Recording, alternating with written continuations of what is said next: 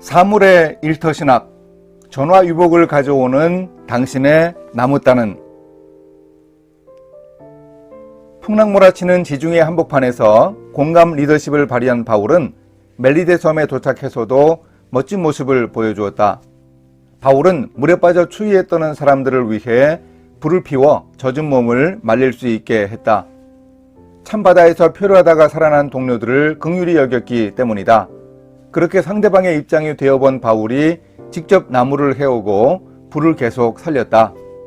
바울은 공감을 실천하여 나무 한 묶음을 직접 해오는 행동을 통해 진정한 공감을 보여주었다. 첫째, 호사다마, 그러나 전화위복. 바울의 나무 한 묶음은 의미 있는 결과를 낳았다. 그런데 호의와 선행 그 자체로 끝나지 않았고 후속 사건이 있었다. 바울이 직접 거두어온 나무를 불에 넣고 있었는데 나무단 사이에 뱀 한 마리가 숨어 있다가 바울의 손을 물었다. 하필 독사였다. 사람들의 필요에 공감하고 솔선수범해서 착한 일을 하는데 이런 어려움을 겪을 수 있는가? 더구나 바울이 겪은 일은 원주민들이 그들의 통속적인 생각을 확인하기 딱 좋은 먹잇감이 되었다. 진실로 이 사람은 살인한 자로다. 바다에서는 구조를 받았으나 공의가 그를 살지 못하게 함이로다. 영화의 명대사 같다. 한갓 미물인 뱀이 중범죄인의 심판도구로 쓰여 인과응보를 증명한다는 생각이었다. 우리도 때로 선행을 하면서도 어려움을 겪을 수 있다. 그러나 그렇더라도 우리는 선행을 계속해야 한다. 우리가 선을 행하되 낙심하지 말지니 포기하지 아니하면 때가 이름에 거두리라.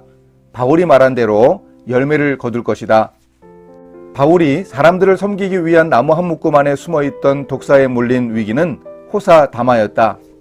하지만 그 독사가 오히려 선행하는 크리스천의 또 다른 영적 능력을 보여주는 도구가 되었다. 하나님의 놀라운 이적이 나타나 전화위복이 되었다. 바울은 독사에 물렸는데 아무렇지도 않다는 듯 그 뱀을 불 위에 떨어뜨려 버렸다. 그리고 멀쩡했다. 바울의 몸에 독이 퍼져 금방 쓰러질 줄 알고 기다리고 있던 원주민들이 더 놀랐고 이제 바울을 신이라고 생각했다. 바울이 바나바와 전도할 때 루스드라에서 나면서부터 걷지 못하던 사람을 일으켜 걷게 했을 때 사람들이 보인 반응과 비슷하다.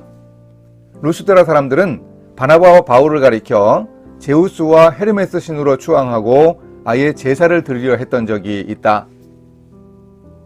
넷째, 하나님의 능력으로 강한 임팩트를 보여주라.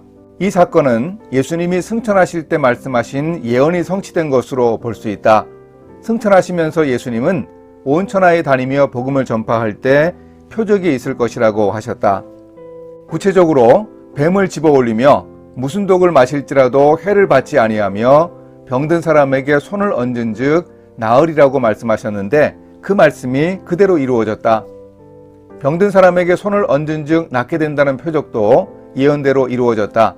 멜리데 섬의 추장 보볼리오의 부친이 열병과 이질에 걸려 눕는 일이 생겼다. 추장은 바울 일행을 위해 자신의 땅에 초대해 사흘이나 잘 대접하며 호의를 베푼 사람이었다. 바울이 보답하듯이 신방하여 부친을 위해 기도하고 안수하니 그 병이 다 나았다.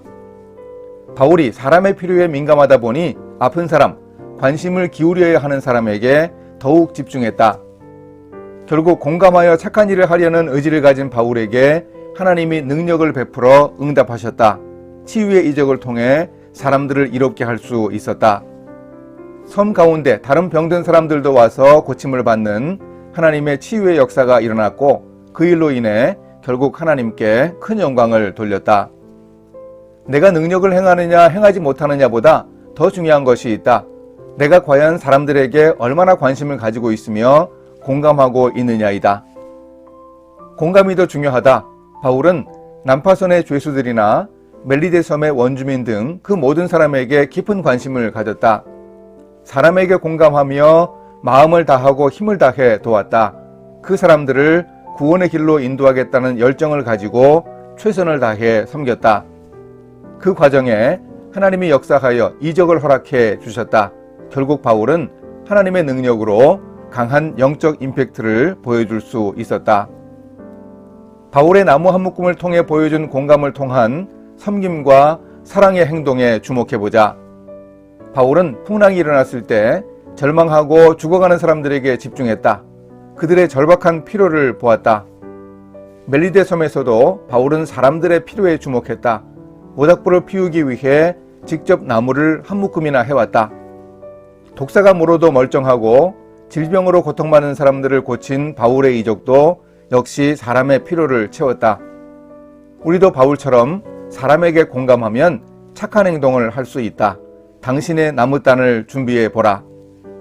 혹시 그 속에 뱀이 들어있어서 호사다마가 되어도 결국 하나님은 전화위복의 은혜를 베풀어 주신다. 우리가 함께 일하는 동료와 공감해야 한다는 사실, 사랑해야 한다는 당위성을 바울의 나무 한 묶음을 통해 배울 수 있다.